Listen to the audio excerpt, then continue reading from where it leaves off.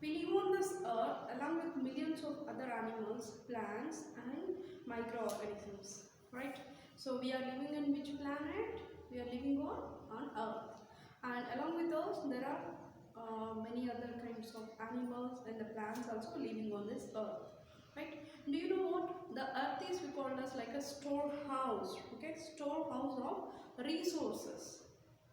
So that's why only the living organisms can able to live on the earth than the other compared to than other planets. Okay, earth is a storehouse of resources. Okay, but you know, actually the earth is as a storehouse of the resources, but by excessive using of the nature and as well as the some people have the exploitation of this earth resources by excessive using and by wasting and by creating of the pollution also. Okay, it's they're exploiting this whatever we have the nature of the earth by destruction of the forest and rivers, hills and fellow animals and as well as even fellow humans, right? And these are all leads to the environmental crisis. Okay, these are all leads to the environmental crisis like global warming, air pollution, water pollution, soil erosions. Okay, so these are all, and you have studied about in your previous classes about diverse people living in different kinds of lands and different times. So you have studied in the mountains, in the mountainous places, how the people are living over there. Even you have studied about in the plateau places how the people are living, right? So that all you have studied in your previous classes, right? And how they use the forest and soils and minerals of the earth, right? And see that our universe, the sun and the earth. Okay, see previously the people many years back the people have sitting out while they're watching of the stars. So they are thinking that stars it's not new and it's a stars it's like a small one. So we are living on the earth and this is only the big one, like that they have some imaginaries. But some of the scientists, okay, some of the scientists have given the knowledge about what is the universe and what is the sun and what is the earth. And of course some of the imaginaries they have given in some holy books like Vedanta Jyotisha and Surya Siddhanta and like a Bhagavata Purana. Okay, written by the these all written by the ancient Indians. Okay, many years back about the universe. Okay, and but 500 years ago, about 500 years ago, scientists came up with a new understanding that the earth is not the middle solar system, actually moves around the sun and sun itself also constantly moving, and that the countless stars in the sky actually like our sun. Okay, so some of the scientists have told that okay, sun is a star, okay, and slightly it will move and remaining all the planets will move around the sun. Okay, and remaining all the stars also it's like the sun. Sun is also a star and remaining all the stars also it's like the sun. Okay, so among that all one of the scientists Copernicus, okay, among those all one of the scientists Copernicus proposed this sun-centered theory. Okay, sun-centered theory. So that we call as heliocentric system also. So who have proposed the sun-centered theory? Copernicus. That means of what? Sun is in the middle. Around the sun, all the planets rotate, revolve. Okay. During the last 100 years ago, people have been figured out the stars are born, they grow old and even die. Scientists have figured out that stars are actually part of the larger groups of the stars like called galaxies. Okay, so stars larger group of called galaxies. Stars is in apart from the galaxies. Okay, to understand these very distant and complex phenomenon. Okay, and sun and earth are the part of much larger universe which is constantly moving and changing. See that sun and our universe. Okay, so many have derived about many and another variations, and Copernicus have proposed that sun-centered theory, right? And the sun and the earth. So sun is like it is like a star. Excuse me.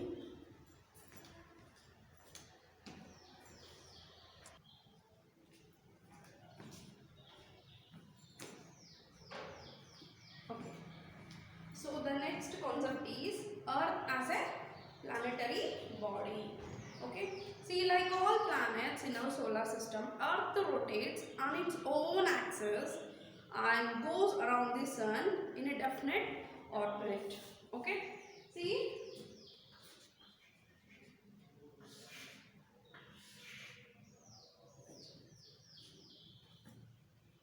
See.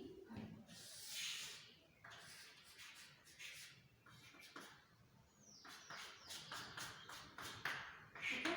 See. Same like other planets. Okay. Earth is around itself and as well as it revolve around the sun. Okay. See, sun, earth to the axis wise from the west to the east direction, it will take around itself and as well as it will be take around itself of around the sun. So this process is called revolution and this process is called rotation. Understand? Rotation. So for this process, which process? Sun takes the around itself in long rotation. It takes 24 hours and it forms the day and night. Right? So the earth, when it is revolved around the sun, it's called revolution and it takes 365 days. Okay. So these we will get the changing of the seasons, right? Like monsoon seasons, summer seasons, like that way. So approximately we call this as a year, right? But okay, and this earth revolves around the sun in a particular orbit. This is called orbit. Okay. And see, they have given some of the lines 3A, B, C. Okay. So the first one perfectly round and this is another shape. It's not perfectly round. So here they are asking a question that which one is the correct among these all, right? So the C is the correct of the earth revolution around the sun and the earth orbit. C is the correct answer for this earth orbit. Okay? It's not perfectly like a rounding shape. Okay? Actually, earth orbit is nearly circular, not exactly circular. Okay? Difference between the earth farthest point about 152 million kilometers from the sun and closest to point 147 million kilometers is very small. Farthest points, okay? They have given million kilometers also. Earth travel around the sun at a speed, how much of 1,07,200 kilometers per hour. Okay? See, 1,07,200 kilometers, okay, per hour. Understand? And at this speed it takes 365 by 1.5 okay, days to complete one revolution. Understand? So the earth moving in the exactly orbit, it's not exactly circular, okay, and it takes the 1,72,000 kilometer, okay, per hour. So with that speed, it will complete this orbit. Okay, for that it will take the 365 days and 1/4 days. Okay. that means we can assume that by knowing of the speed, okay, and by hour, so the distance we can calculate how much it is taking for the one revolution. Okay, for don't you confuse, many of the children will get confused at the rotation and the revolution. Okay, rotation means when it is rotate around itself, it takes 24 hours earth rotation. Okay, revolution means the earth taking around itself of the around the sun, so that's called revolution. It takes 365 1/4 days. Okay, so this is earth planetary body and we call this is a year, 1 year, right? See, the word earth, it is come from the Greek word earth. Okay, it is come from the word, from the Greek word. Okay, so the Greek word earth. So that means meaning is what, you know, ground, soil, dry land. Okay, that means Indian language have multiple words of earth. The Sanskrit terms includes bhumi. This earth is called as some other terms also. Okay, bhumi, prithvi, dharani, avani. So like that. Okay, and the next, internal structure of the earth. Okay, internal structure of the earth. Just excuse.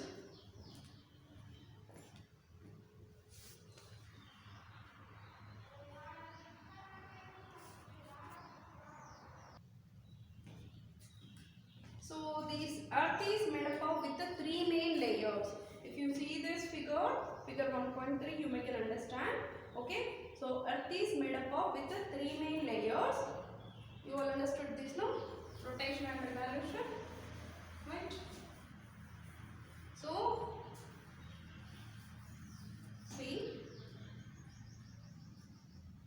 see what are those? The first one is crust, okay, and the second one is mantle, and the third one is core.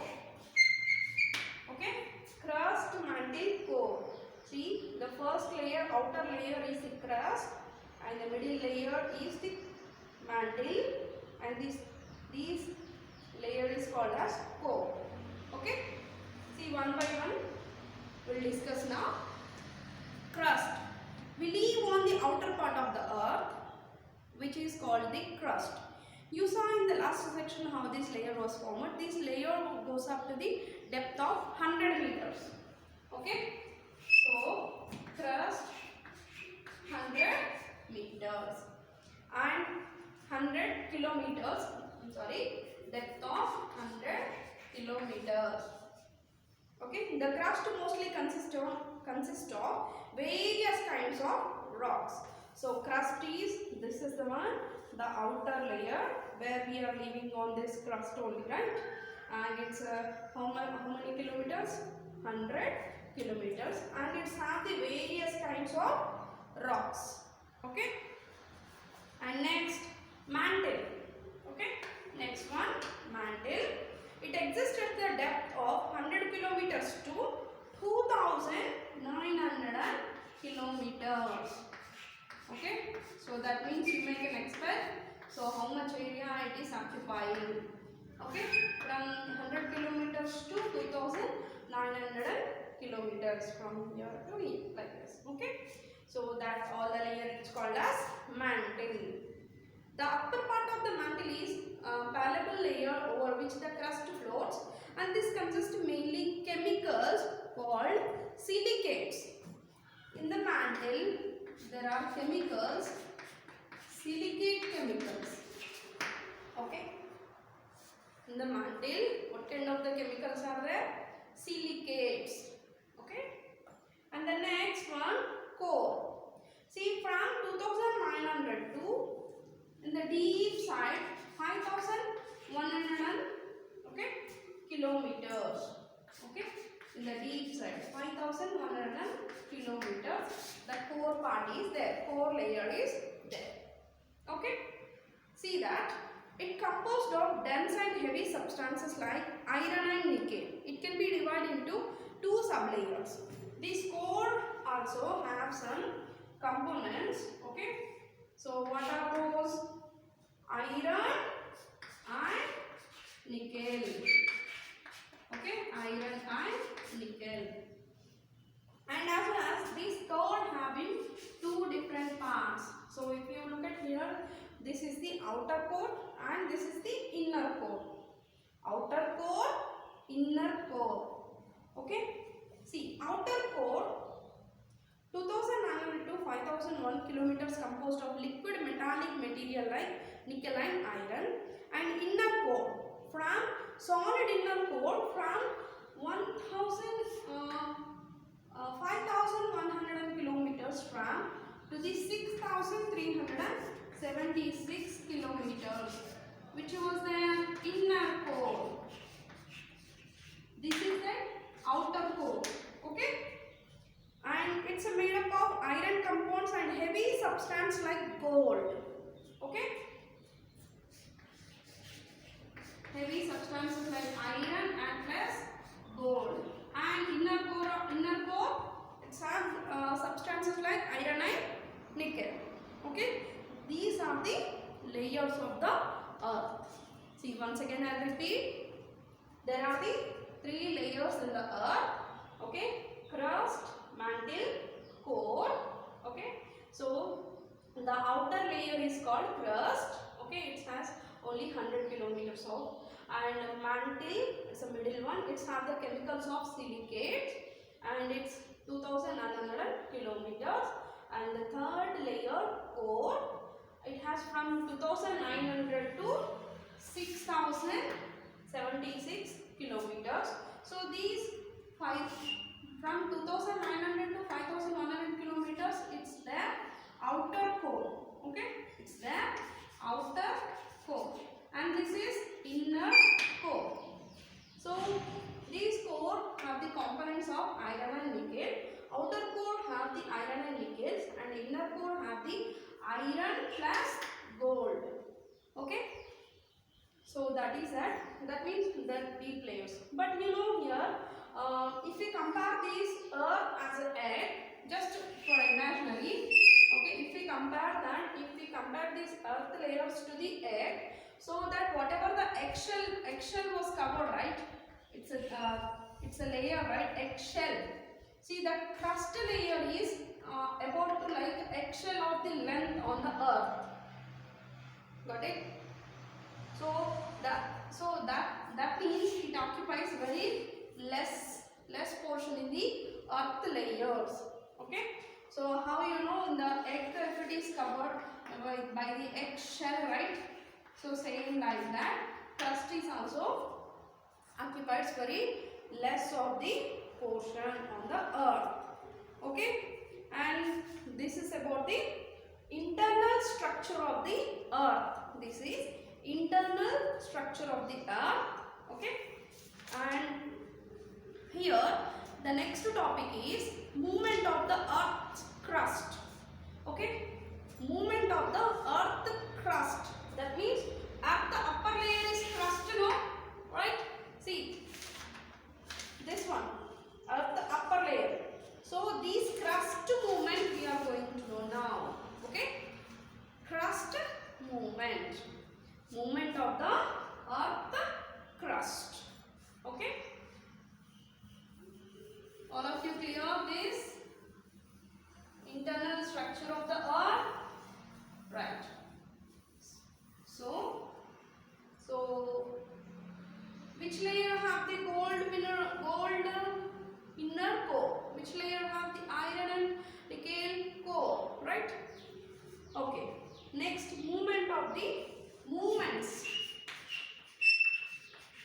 Okay, movements of the earth crust. Okay, see that many years back, actually if we see the world map, so our India shape is like this, and Africa shape is like this, and Australia shape is like this. We are going to do in the world map like this, right? But do you know what? Before many that the many millions years back, like 200 to 220 millions years ago, on the earth, so the land is like this at a place. That place it's called as Pangea. Okay, that place it's called as Pangea. Okay, so later on it's taking off many years time and it's moved towards this land. Okay, land started move towards these sides. Okay, and when this land moved towards these sides, for that also it takes many years of the time and it forms the continents. Okay, and while it is moving off the land, okay, in 200 million years ago, they found that Laurasia and Gondwana lands. So that means you can see the second figure here. Okay, Laurasia and the Gondwana lands. That means they have separated like this.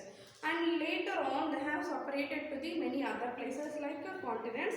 Okay, but it takes many million years of the time. Okay, so these this is what we call as the plates, right? Plate movements from one place to another place. Do you know what? Even now also the continents are moving slowly. So like that, when these continents are moving, okay, it takes millions years of the time. So this movement of the continental places, there is a theory have launched by a scientist. So that theory it is called as continental drift theory. So who was that scientist have given that, you know, he was one of the German meteorologist and geophysicist Alfred Wegener. Okay, Alfred Wegener introduced the theory of continental drift theory. Okay, so when this lands, first of all it was only the Pangea, it's a big landmass together, and when it started moves towards the two, so that is Laurasia and the Gondwana lands. So from that Laurasia and the Gondwana lands, the continents have emerged, like see India, Africa, South America and all like this. Okay, if you see this figures, you can understand so easily stages of continental drift.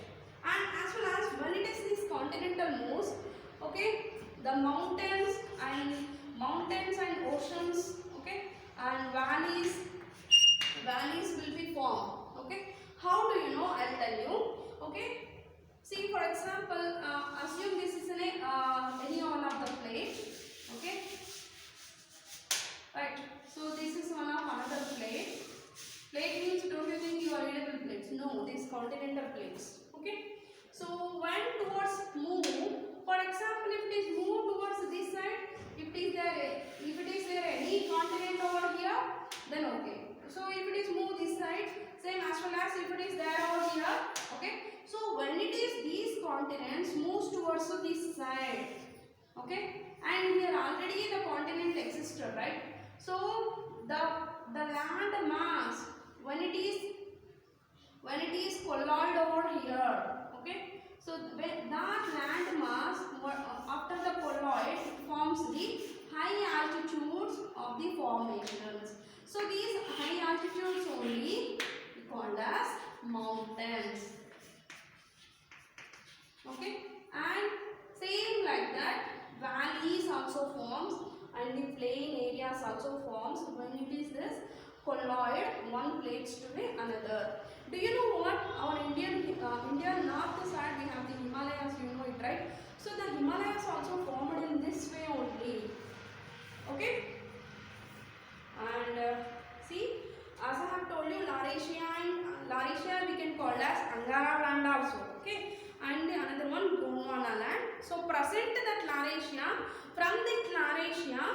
from this Laurasia, which continents was formed? You know, North America, Greenland, and all of the Eurasia north of Indian subcontinent.